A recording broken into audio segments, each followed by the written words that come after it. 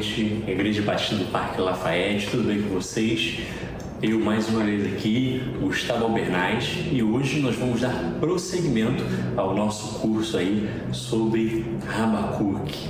Então nós já tivemos uma primeira aula, se você ainda não assistiu, assista, está aqui no YouTube da igreja. Falamos um pouco sobre o desenvolvimento do profetismo em Israel e como isso é importante para entender o livro de Abacuque. Nossa última aula, por um probleminha técnico, foi transmitida em outro dia, mas vocês também podem achar no YouTube da igreja, tá bom? Aquela aula também é muito importante porque trata do primeiro capítulo de Abacuque. E vamos relembrar um pouquinho o que a gente viu. A gente viu que Abacuque 1 começa com um questionamento do profeta a Deus pela situação que estava acontecendo ali de Judá, de crime, de injustiça e de violência. E aí a resposta de Deus não agrada muito a Abacuque, que Deus mais ou menos vira para ele e fala assim: não, tudo bem, tá com muito problema aí? Pode ficar tranquilo que eu vou enviar os babilônios para atacar vocês. Aí eu opa, Deus, não faz isso não, né? E aí faz um novo questionamento para Deus. Esse questionamento não acaba no final do capítulo 1. Na verdade, se encerra ali no capítulo 2.1, né? Capítulo 2, versículo 1, que a gente vai dar uma olhadinha hoje, esse finalzinho de resposta de Abacuque, e nesse texto que é tão importante, que é o segundo capítulo de Abacuque, que vai nos ajudar a entender um pouco mais da mensagem que esse profeta quer trazer para a gente. Bem, só falando um pouquinho do nosso cronograma, nós teremos a aula 3 agora, que é o segundo capítulo. Ao final eu vou mandar para vocês alguns artigos para vocês lerem, né, e tudo mais. Vocês podem me enviar as perguntas, seja pela secretaria da igreja, no WhatsApp, seja aqui mesmo no YouTube, e eu vou estar respondendo vocês, tá bom? E aí, na nossa próxima aula, daqui a 7 dias, daqui a uma semana, nós teremos então o terceiro capítulo de Abacuque e encerraremos o nosso curso, na conclusão desse curso aí da Escola Bíblica Discipuladora da Igreja Batista do Parque Lafayette. E se você gostou desse curso, por que não? Mande para outras pessoas, tá bom? E fale com o pastor Igor para que ele coloque mais cursos assim. O que você achou do online? Se te ajudou, se não te ajudou? Espero que tenha te ajudado. Mas vamos lá. Bem, eu vou passar por uma outra telinha aqui. Vocês sabem que eu mando os slides para vocês ao final, né, de todo o curso. A secretaria manda para vocês esses slides. Então eu só vou voltar aqui algumas vezes nos slides, caso eu tenha alguma dúvida ou queira mostrar algo relevante para vocês. Fora isso, eu quero que você abra sua Bíblia comigo em Abacuque 2, é o que eu vou fazer aqui no nosso computador também. Bem, vamos lá agora. Aqui está Abacuque 3 aqui em cima, eu não sei porquê, foi eu que errei, tá bom? Mas é o Abacuque 2. Ficarei, isso aqui é Abacuque falando, ficarei no meu posto de sentinela e tomarei posição sobre a muralha. Aguardarei para ver o que ele, falando de Deus, me dirá e que resposta terei à minha queixa. Só queria parar nesse primeiro versículo aqui, que depois da resposta de Deus e toda a perplexidade e dúvidas que Abacuque tem lá no capítulo 1, como Deus pode usar os babilônios, que são mais injustos que as pessoas de Judá, para punir o povo de Judá? Essa é a dúvida que Abacuque está sentindo. Mas é interessante, no final da sua resposta, que ele diz que vai ficar como um sentinela. Sentinela é aquela pessoa que vigiava a cidade de noite, né? E aí tem até aquele salmo que o salmista diz que aguarda ao Senhor, a presença do Senhor, assim como um sentinela à noite espera amanhã. Então, o sentinela é aquela pessoa que fica na muralha da cidade ou no lugar alto da cidade, contemplando se vai chegar alguém, se vai chegar algum inimigo ou algo do tipo. Mas aqui o Abacuque não está esperando o inimigo. Ele vai ficar como um sentinela, com muita atenção, esperando qual será a resposta do Senhor para a sua queixa. E ele fala que vai aguardar essa resposta. Muitas vezes a gente pode nos encontrar em nossas vidas uma situação parecida com Abacuque. né, de perplexidade, diante de uma violência extrema, diante de uma cidade perigosa, uma situação de caos social. A gente se pergunta, né, onde é que está Deus em tudo isso? Algumas pessoas escolhem a via do ceticismo. Então, elas veem que a situação está muito ruim, acham que Deus não está agindo, nem vai agir, e aí abandonam a fé, ou esfriam na fé. A resposta de Abacuque é diferente. A resposta de Abacuque é de um verdadeiro crente. Ele vai esperar a resposta de Deus. E muitas vezes nós temos a dificuldade de esperarmos qual é a resposta de Deus e às vezes nos desviamos da fé. Mas aqui Abacuque não. Ele vai ficar esperando com fé, com expectativa, o que Deus vai lhe responder. E ainda tem mais uma certeza. Ele tem certeza que Deus vai lhe responder. Por quê? Porque Deus é fiel. Deus responde aos nossos questionamentos. É o que Ele vai fazer aqui nas partes a seguir no nosso texto. Vamos agora ao versículo 2. Resposta de Deus, então. Então o Senhor respondeu: escreva claramente a visão em tabuinhas. Né? Isso pode lembrar até um pouquinho ali os 10 mandamentos, que são escritos em tábuas também, para que se leia facilmente. Aqui tem algumas traduções que variam um pouco. O que acontece? Aqui, no texto original, vai ter o verbo correr. Né? E aí algumas vão interpretar que é assim: aquele que lê vai correr para anunciar a mensagem. Então quem vê essa mensagem que o Senhor vai contar, vai correr contando para todo mundo. Pode ser essa uma das interpretações. A outra interpretação, que é como essa Bíblia decidiu nos traduzir, seria mais ou menos o correr com os olhos. Então é uma leitura rápida. De qualquer modo, ali a profecia tem que estar bem clara para que as pessoas, né, possam passar o olho correndo e mesmo assim, né, elas tenham essa leitura fácil, para que também comuniquem a outros. Então acho que o sentido ele não se perde muito, no sentido de que essa mensagem que Deus vai falar para Abacuque é uma mensagem importante para o seu povo. Pois a visão aguarda um tempo designado, ela fala do fim e não falhará. Ainda que se demore, espere, porque ela certamente virá e não se atrasará. O interessante é que Deus fala, às vezes, né, a gente tem isso, de achar que a resposta de Deus está demorando muito. E Deus fala assim, parece que ela vai demorar, mas espere, porque ela com certeza virá. Escreva: o ímpio está envaidecido. E aqui o envaidecido, cheio de vaidade, no original como se estivesse inchado, né? Com seu ego inchado. Falando agora dos babilônios. Seus desejos não são bons. Os desejos dos ímpios, dos babilônios, não são bons. Eles desejam o quê? Riqueza, fama, conquista, mas a gente vai ver que são esses desejos que vão levar eles à ruína.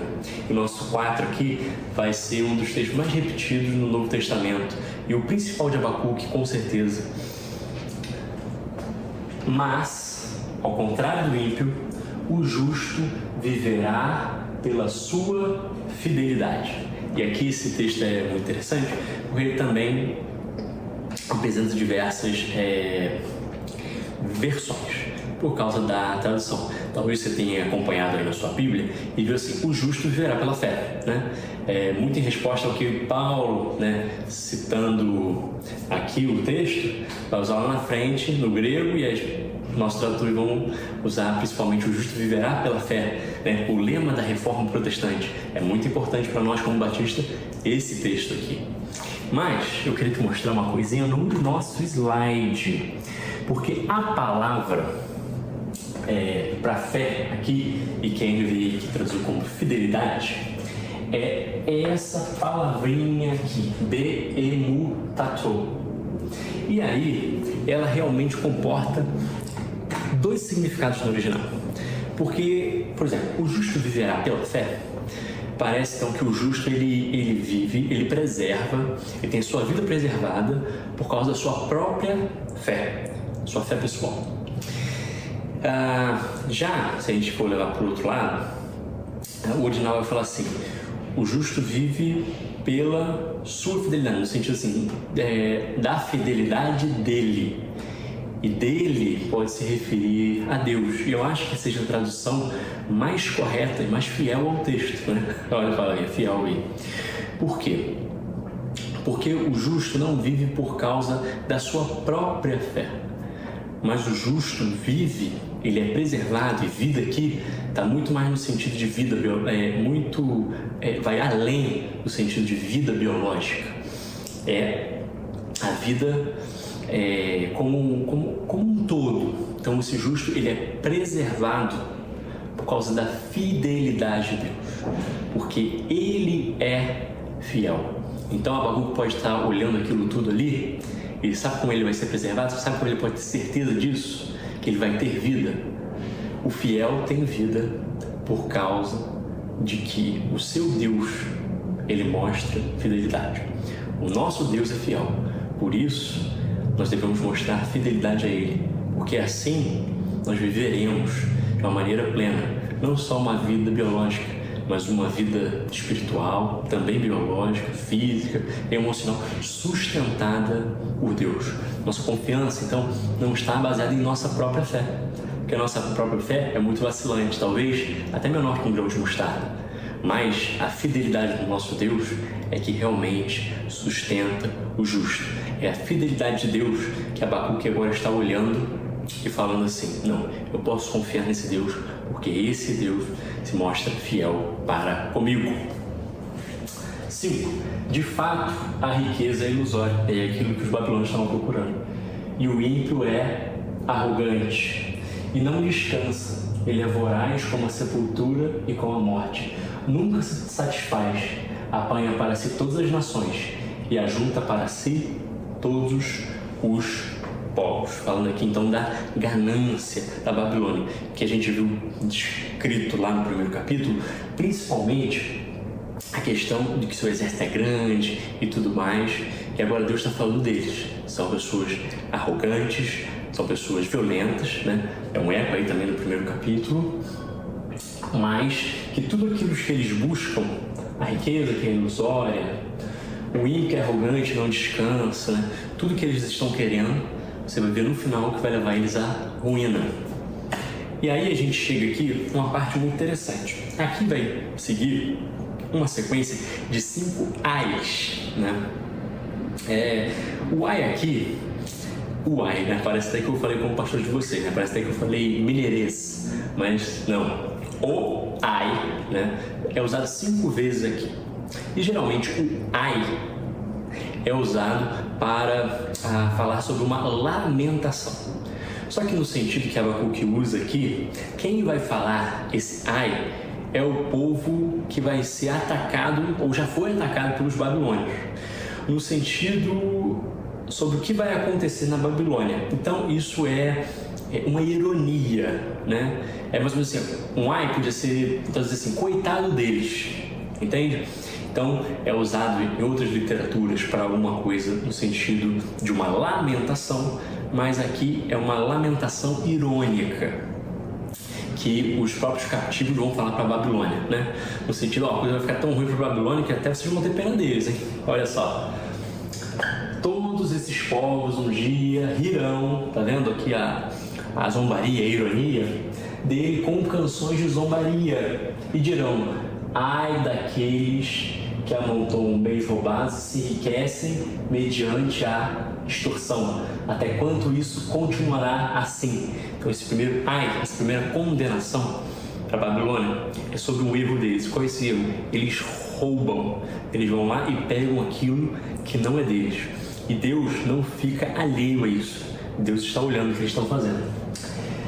E aqui é interessante, olha só. Seus credores não se levantarão de repente, né? A Babilônia está lá, roubando os povos, conseguindo riqueza para si. Mas o nosso texto vai falar, na verdade, que eles não estão lucrando com isso. Na verdade, é como se eles estivessem pegando um crédito com os outros povos, se endividando com os outros povos.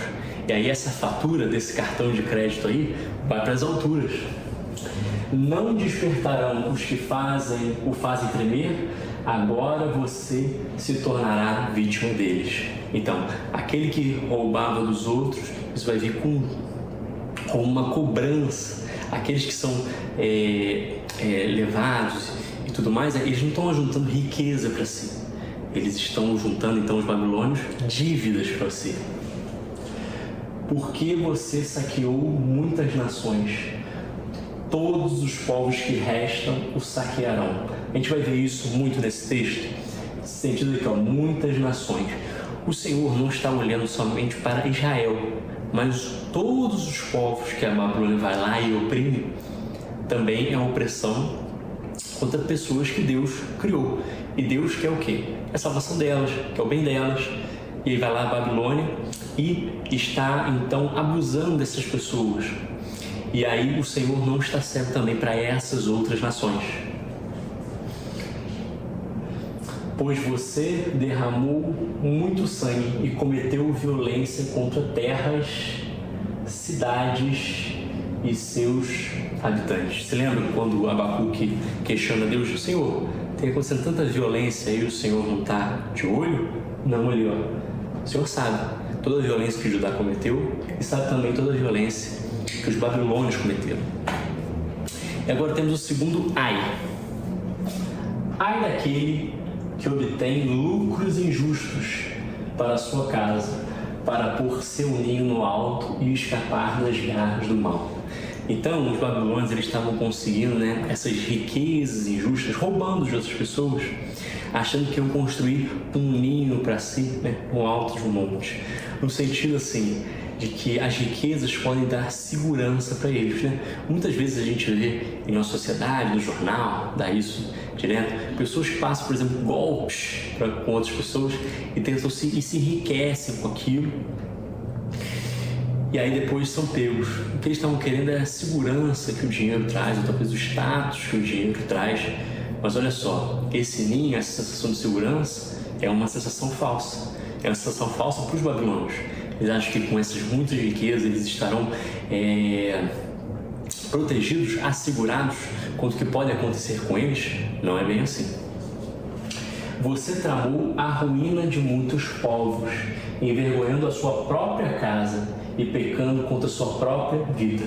Então, ao roubar, eles não estão fazendo só mal às pessoas que eles roubam, eles estão fazendo mal a si mesmos. Pois as pedras clamarão da parede. Lembra de Jesus falando, se vocês não clamarem, as pedras clamarão? Vem aí também, é um eco de Abacuque. No sentido assim, que toda a sociedade, de Judá e dos outros povos clamam vendo essa injustiça, esse enriquecimento ilícito da Babilônia através de extorsão, de conquistas e várias outras coisas. E as vigas responderão do madeiramento contra você. Bem, agora temos o nosso terceiro ai.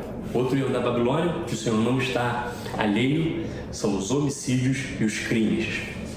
Ai daquele que edifica uma cidade com sangue e a estabelece com crime. Então a Babilônia conquistava os locais, construía suas cidades, mediante o quê? Homicídios, crimes, os assassinatos, a escravidão. Acaso não vê o Senhor dos Exércitos que o trabalho dos povos seja só para satisfazer o fogo e que as nações se afadigam em vão? Então, mais uma vez, a gente vê esse universalismo. O Senhor não está olhando somente para a situação de Judá quando for conquistada pela Babilônia. Ele está vendo todas aquelas nações que foram conquistadas por Babilônia e está falando assim, será que o Senhor dos Exércitos não está vendo que o seu povo, que os outros povos estão trabalhando por nada, em vão, para te enriquecer, para construir suas belas cidades? Não, o Senhor está vendo. E a terra, isso é muito legal, e a terra se encherá do conhecimento da glória do Senhor, como as águas enchem o mar. Talvez esse seja o segundo versículo mais conhecido aí de Abacuque. Então, enquanto um reino ele é formado em cima da violência, do roubo, da pilhagem, dos homicídios e dos crimes, o Senhor fala de um outro reino, e esse reino é o seu reino, que nós sabemos hoje, que Abacuque não sabia, que esse reino começa lá em Jesus Cristo, é inaugurado por Jesus Cristo e terá a sua consumação final na sua volta. E aí sim, a terra se encherá do conhecimento da glória do Senhor, como as águas enchem o mar. Estará em todos os lugares.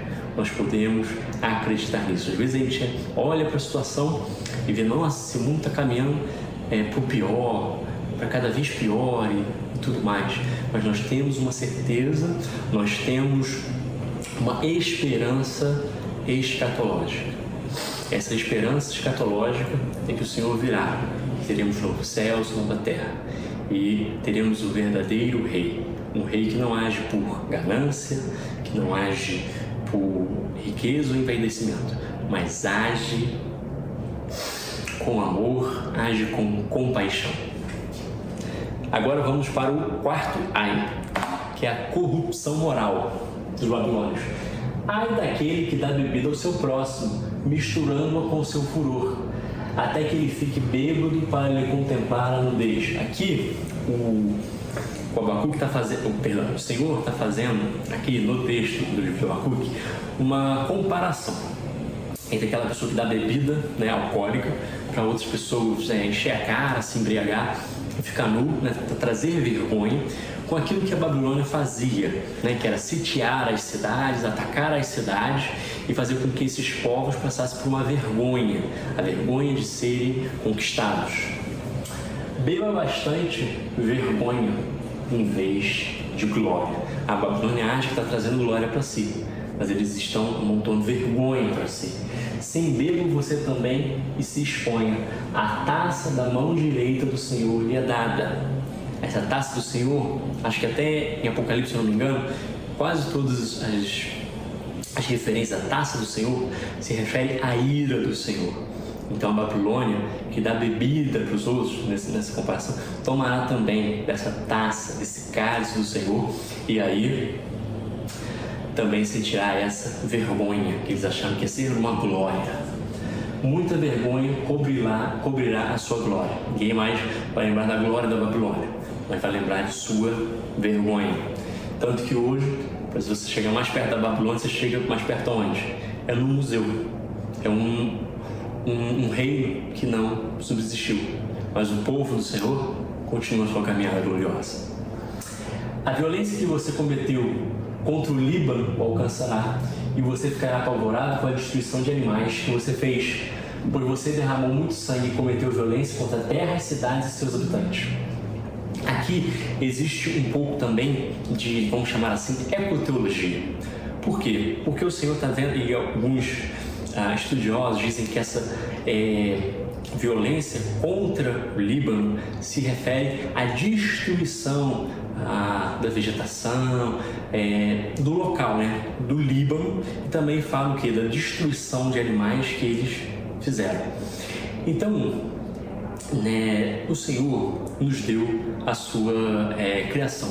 Ele falou, tomem conta disso aí. E a Babilônia vai lá o quê? Explora as matas, mata os animais. E às vezes a gente acha que o Senhor está alheio a isso tudo. Não, o Senhor também ama a sua criação. O Senhor está vendo as injustiças que são feitas contra o meio ambiente, contra os animais também, Como isso fala conosco hoje, como a gente vê às vezes uma exploração predatória da natureza e tudo mais, ou às vezes algum governo usando isso como uma arma política, ou outras coisas nesse sentido, ou também quando a gente vê a crueldade aos animais e tudo mais. O Senhor também ama a sua criação, está de olho nisso também, e a Babilônia vai pagar por o que fez lá. Quinto e último ai, é o ai da idolatria. De que vale uma imagem feita por um escultor ou um ídolo de metal que ensina mentiras? Pois aquele que o fez confia em sua própria criação, fazendo ídolos incapazes de falar, Falando que, esses ídolos que vocês fazem, eles não conseguem fazer nada, nem falar eles conseguem. Mas o Senhor fala, o Senhor responde às queixas e às dúvidas de Abacuque. Ai daquele que diz a madeira, desperta, ou a pedra sem vida, acorde. Poderá isso dar orientação? Está coberta de ouro e de prata, mas não respira, não tem vida. Então, no momento em que a Babilônia for conquistada por outro povo, for destruída, implodida de dentro, ela vai olhar e vai tentar buscar ajuda nos seus ídolos. Mas seus ídolos ruirão, porque são ídolos vazios, são ídolos sem vida, são a troca do Criador pela criatura. E às vezes a gente olha os povos do Antigo Oriente Próximo e fala assim, nossa, as humanidades eram boas, né? Adorando um pedaço de madeira, adorando um pedaço de pedra. Mas já no Novo Testamento, a gente vê que a idolatria muda de coisas físicas para coisas abstratas. Né? Vê que os fariseus, eles adoram a sua própria tradição, por exemplo. E aí,